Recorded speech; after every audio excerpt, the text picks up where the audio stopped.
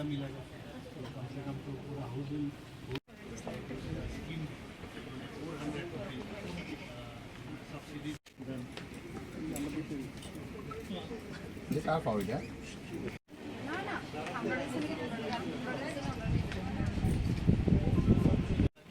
ছবি আমরা তুলতেছিলাম না, ভিডিও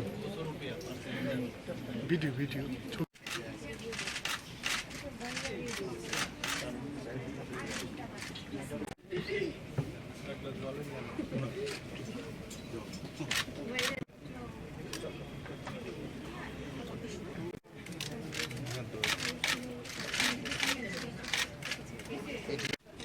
कागज रखे तो टेबिल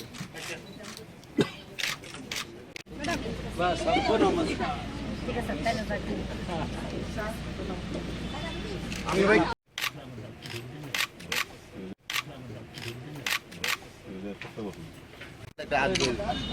আমি কো আট হইলাম জয়ন্ত না আট হইছি একদম মিছা কথা বলছিস কি ক্যামেরা একদম মিছা কথা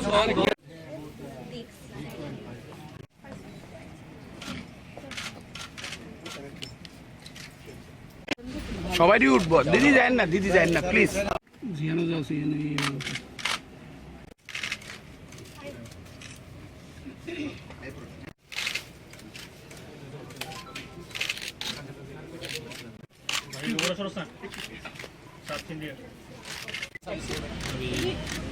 मेरे पहचानता है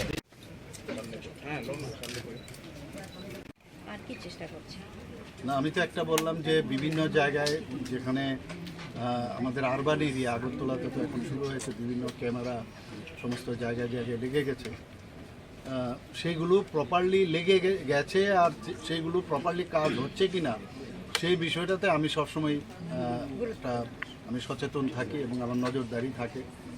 এবং যে কারণে এখনকার মানে আমি দেখেছি আমাদের মা বোনেরা এখন অনেক বেশি সাবলীল, ওরা কিন্তু ভয় পাচ্ছে না এখন। আগে রাস্তাঘাটে বেরোনোর যে বিষয়টা সেটা যাতে সহজ সরল হয় সেটা আমি চাই। এবং বিভিন্ন ক্ষেত্রে যারা মহিলারা মা বোনেরা যারা যে কোনো জায়গায় যারা কাজকর্ম করছে তাদের নিরাপত্তা হচ্ছে আমাদের কাছে প্রায়োরিটি। সব দিক দিয়ে আমরা এই ব্যবস্থাটা দেখি। আজকে তো একটা খুবই শুভ দিন, রাখি বন্ধন, রাখি পূর্ণিমা।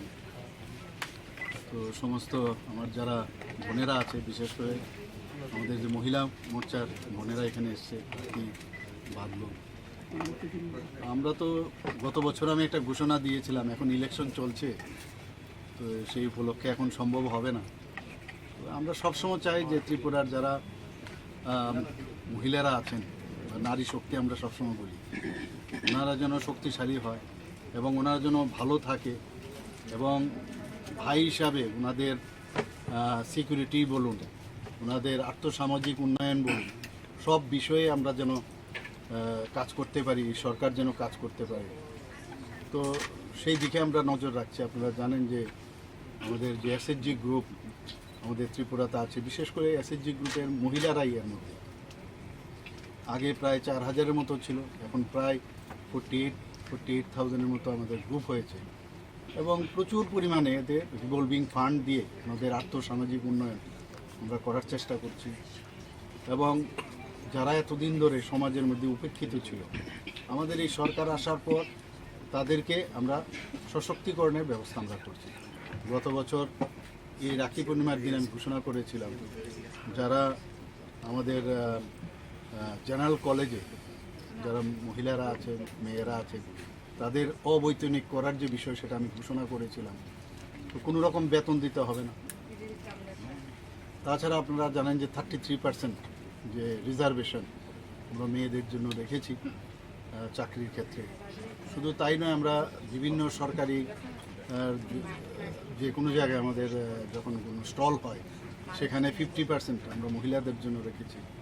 মাননীয় প্রধানমন্ত্রীজি মহিলাদের আত্মসম্মান যেন বজায় থাকে তার জন্য যেভাবে শৌচালয় থেকে আরম্ভ করে সব দিক দিয়ে মহিলাদের যে ওনাদের উন্নয়নের যে চিন্তা ভাবনা উনি করে গেছেন।